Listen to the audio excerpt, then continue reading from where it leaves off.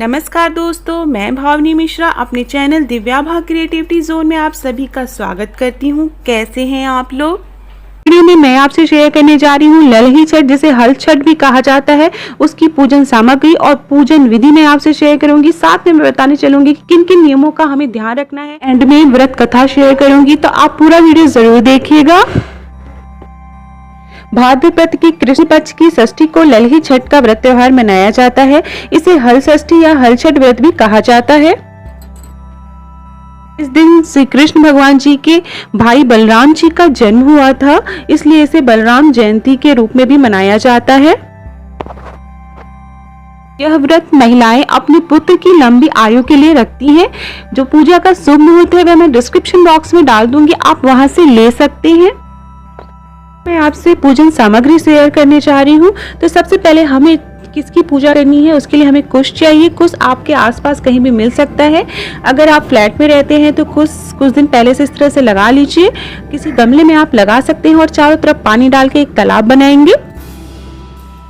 हमें चाहिए महुआ की पत्ती, अगर आपको कहीं से मिल सके तो महिलाएं और माताएं यह व्रत रहती हैं, उन्हें सुबह उठकर महुए की डाल से दातून करनी चाहिए। और पूजा के लिए हमें इस तरह का महुआ चाहिए। दूसरी जरूरी चीज है तिन्नी या पसही का चावल, ये भी हमें पूजा में यूज करना है। आज के दिन महिलाएं हल से जोती हुई चीजें नहीं खाती हैं। पूजा के लिए हमें भैंस का दही चाहिए और भैंस का ही घी चाहिए। दीपक जलाने के लिए गाय के दूध की बनी चीजों का यूज हम आज के दिन नहीं करते हैं। फल चाहिए जैसे कि केला, और हमें 6 पीसेस चढ़ाने होते हैं, 6 की मात्रा में चढ़ाना है। फूल और माला चाहिए पूजा में चढ़ाने के लिए। पूजा की सामग्री चाहिए जैसे हल्दी, रोरी, अक्षत। अक्षत में हम तिन्नी का चावल चढ़ाएंगे। घी का दीपक, भैंस के घी का दीपक जलाना है, और श्रृंगार का सामान। पूजा में आप अपनी सिंदूरिया यूज करेंगे सिंदूर चढ़ाने के लिए। चाहिए लकड़ी के बने हुए खिलौने, या आप कोई भी खिलौना चढ़ा सकते हैं। हमें चाहिए इस तरह की दियाली, आप चाहे तो मिट्टी का दिया ले सकते हैं या पुरवा ले सकते हैं। और ये कितनी संख्या में चाहिए मैं आगे वीडियो में आपको बताऊंगी। बहुत से लोग 7 तरह का अनाज चढ़ाते हैं और कौसा में लावा और ये अनाज रखते हैं, बट हमारे यहाँ ऐसा नहीं होता, इसलिए मैंने पूजा विधि में नहीं दिखाया। और हमें चाहिए छठ मैया को चढ़ाने के लिए एकदम नई साड़ी, और ये साड़ी हम उसे देंगे जिसे घर में हाल ही में पुत्र हुआ हो। बताने जा रही हूँ पूजन विधि। तो हम इस तरह से कुश लेंगे और कुश को एक गमले में लगा लेंगे और चारों तरफ से पानी का तालाब बनाएंगे। तो पूजा की विधि ऐसे शुरू करेंगे। पूजा शुरू करने से पहले हमें क्या क्या तैयारी कर लेनी चाहिए वो मैं बताने जा रही हूँ, ताकि हमारी पूजा जो है वो बहुत आसानी से हो जाए। तो पूजा की तैयारी के लिए हमको सबसे पहले कौसा तैयार करना रहता है। तो सबसे पहले हम कौसा मतलब मिट्टी के दिए या पुरवा लेते हैं, और उसमें हम महुआ, दही और तिन्नी का चावल रखते हैं। तो जो कौसा होता है वो हमें कितना तैयार करना है वो मैं बताने जा रही हूँ, उसकी संख्या कितनी लेनी है। तो सबसे पहले 6 कौसा हमें चाहिए। कौसा का मतलब मैंने जैसा कि आपको बताया कि कौसा मतलब एक दिया लेंगे, उसमें हम महुआ डालेंगे। आप 6 महुआ डाल सकते हैं। फिर उसमें हम भैंस का दही डालेंगे 1 चम्मच, और उसमें हम थोड़ा तिन्नी का चावल डालेंगे। तो ये 1 कोसा तैयार होता है। तो इसी तरह हमें 6 कोसा जो है वो छठ मैया के लिए तैयार करना है, और 6 कोसा हमें अपने 1 पुत्र के लिए तैयार करना है। तो जैसे कि 1 पुत्र है आपका, तो आपको 12 कोसा तैयार करने हैं। अगर आपके 2 पुत्र हैं तो आपको 18 कोसा तैयार करना है। इस तरह से दिए में 18 दिए तैयार करने हैं। तो ये संख्या लेनी चाहिए। फिर हम क्या करेंगे, कौसा तैयार कर लेंगे। ये पूजा से पहले तैयारी कर लेनी है। फिर हम एक गमला लेंगे, उस गमले में हम कुश लगाएंगे। कुश के चारों तरफ हम महुआ की पत्ती अगर आपको मिल सके तो वो लगाएंगे, और इस तरह से आपको जैसा कि वीडियो में दिख रहा है उस तरह से पानी का तालाब बनाएंगे। चारों तरफ हम पानी डाल देंगे तो वो एक तालाब की तरह होगा। अगर आपके आसपास कहीं तालाब है तो आप तालाब के किनारे पूजा करेंगे तो ज्यादा बेहतर होता है। फ्लैट सिस्टम में हम लोग रहते हैं तो फ्लैट में तो यही फैसिलिटी अवेलेबल रहती है। फिर हम पूजा स्टार्ट करेंगे। अब मैं आपसे पूजन विधि शेयर करने जा रही हूँ। पूजन विधि में सबसे पहले जहाँ पे हमने कुछ लगाया है, अगर तालाब के किनारे है या घर में है या गमले में लगाया है, तो उसमें सबसे पहले हम गंगा जल से आचमनी करेंगे। उसके बाद चारों तरफ हम 6 जगह रोरी से टीका लगाएंगे। उसके बाद छठ मैया को हम जल चढ़ाएंगे कुश में। उसके बाद हम कुमकुम लगाएंगे। अक्षत चढ़ाएंगे। अक्षत हमें तिन्नी या पसई के चावल से चढ़ाना है। फिर हम हल्दी चढ़ाएंगे। हल्दी को थोड़ा सा पानी में घोल के लगाएंगे, चढ़ाएंगे। उसके बाद हम महुआ चढ़ाएंगे, दही चढ़ाएंगे। दही भैंस के दूध की होनी चाहिए। उसके बाद हम पसई का चावल थोड़ा सा चढ़ाएंगे। फिर हम फूल माला चढ़ाएंगे। फूल माला भी हमें 6 के पीस में लेना है, 6 फूल चढ़ाना है हमें। उसके बाद हम फल चढ़ाएंगे। फल में अगर केला चढ़ा रहे हैं तो बहुत अच्छा है, तो 6 केला हमें चढ़ाना है या 6 सेब चढ़ाना है। उसके बाद जो हमने कोसा तैयार किया है, जैसे मैंने बताया कि एक पुत्र है तो 6 कोसा हमें छठ मैया का होना चाहिए, और 6 कोसा आप अपने पुत्र के नाम से करेंगे। जितने पुत्र हैं उनके उतने नाम से हमें 6 कोसे करने हैं। तो उसमें से 2 कोसा हम छठ मैया को चढ़ाएंगे, बाकी कोसा हम प्रसाद में बांटेंगे। फिर उसके बाद हमें जो है नई साड़ी चढ़ानी है।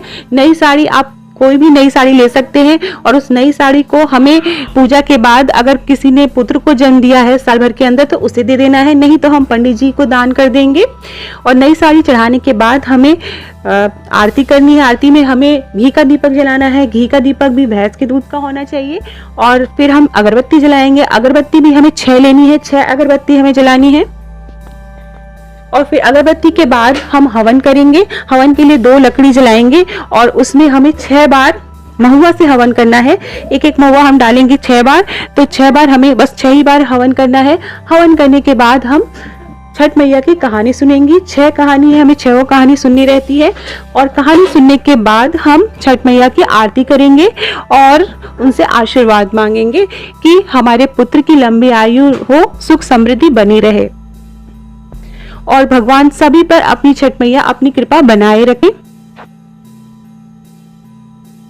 फिर उसके बाद सबसे इंपॉर्टेंट, पूजा के बाद हमें कुश में गांठ लगानी होती है। उसके लिए हमें एक ही बीच वाली उंगली का प्रयोग करना रहता है, उसी से हमें गांठ लगानी रहती है। गांठ लगाते समय हम मैया से प्रार्थना करते हैं, मन्नत मांगते हैं, और उसके बाद हम सोहर गाते हैं। 2-3 सोहर सब लोग को मिलकर जरूर गाना चाहिए।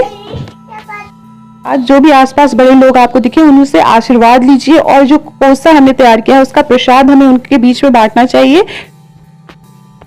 छठ मैया को जो हमने सिंदूर चढ़ाया था उससे सुहाग लेना है, सुहाग जरूर लें। और उसके बाद जो भी श्रृंगार का सामान चढ़ाया उसमें से बिंदी और एक चूड़ी जरूर ले लें प्रसाद के रूप में। बाकी जो सामान है श्रृंगार का उसे हम पंडित जी को दान कर देंगे। करने से पहले हमें निर्जला व्रत रहना रहता है, और पूजा के बाद हमें हल से जोती हुई कोई भी अनाज या सब्जियां नहीं खानी है, इसलिए हम पसई तिन्नी का चावल खाते हैं। जो खिलौने हमने चढ़ाए हैं उन्हें बच्चों के बीच में बांट देना चाहिए। पूजा के बाद गांठ लगाना बहुत जरूरी होता है, और उसके बाद हम अगर नए वस्त्र पहन के पूजा करें तो भी बहुत अच्छा होता है। अब मैं आपसे हलषष्ठी व्रत की कथा सुनाने जा रही हूँ। प्राचीन काल में एक ग्वालिन थी, उसका प्रसव काल अत्यंत निकट था। एक ओर वह प्रसव से व्याकुल थी तो दूसरी ओर उसका मन गौरस दूध दही बेचने में लगा हुआ था। उसने सोचा कि यदि प्रसव हो गया तो गौरस यूं ही पड़ा रह जाएगा। यह सोचकर उसने दूध दही के घड़े सिर पर रखे और बेचने के लिए चल दी, किंतु कुछ दूर पहुंचने पर उसे असहनीय प्रसव पीड़ा हुई। वह एक झरबेरी की ओट में चली गई और वहां एक बच्चे को जन्म दिया। वह बच्चे को छोड़कर पास के गांव में दूध दही बेचने चली गई। संयोग से उस दिन हलषष्ठी थी। गाय भैंस के मिश्रित दूध को वह केवल भैंस का दूध बताकर उसने सीधे गांव वालों में बेच दिया। उधर जिस झरबेरी के नीचे उसने बच्चे को छोड़ा था उसके समीप ही खेत में एक किसान हल जोत रहा था। अचानक उसके बैल भड़क उठे और हल का फल शरीर में घुसने से वह बालक मर गया। इस घटना से किसान बहुत दुखी हुआ, फिर भी उसने हिम्मत और धैर्य से काम लिया। उसने झरबेरी के कांटों से ही बच्चे के चिरे हुए पेट के टाँके लगाए और वहीं छोड़कर चला गया। कुछ देर बाद ग्वालिन दूध बेचकर वहां आ पहुंची। बच्चे की ऐसी दशा देखकर उसे समझते देर नहीं लगी कि यह सब उसके पाप की सजा है। वह सोचने लगी कि यदि मैंने झूठ बोलकर गाय का दूध न बेचा होता तो गांव की स्त्रियों का धर्म भ्रष्ट न किया होता तो मेरे बच्चे की यह दशा नहीं होती। अतः मुझे लौटकर सब बातें गांव वालों को बतानी चाहिए और इसका प्रायश्चित करना चाहिए। ऐसा निश्चय कर वह उस गांव में पहुंची जहां उसने दूध दही बेचा था। वह गली गली घूमकर अपनी करतूत और उसके फलस्वरूप मिले दंड का बखान करने लगी। तब स्त्रियों में स्वधर्म रक्षार्थ और उस पर रहम खाकर उसे क्षमा कर दिया और आशीर्वाद दिया। बहुत सी स्त्रियों द्वारा आशीर्वाद लेकर वह पुनः झरबेरी के नीचे पहुंची तो यह देखकर वह आश्चर्यचकित रह गई कि उसका पुत्र जीवित अवस्था में पड़ा है।